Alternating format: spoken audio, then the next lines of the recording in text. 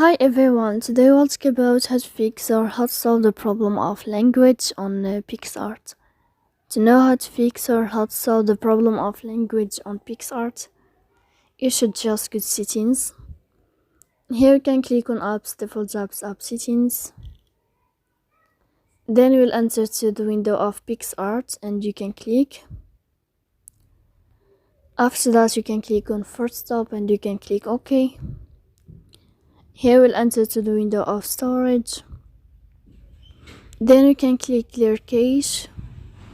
Don't click clear data because that can cause you errors or can delete your account. In the end, you can turn on your airplane mode and you can turn off your airplane mode again. So please don't forget to support us by like and subscribe. See you next time in another video, and thank you for your attention and your watching.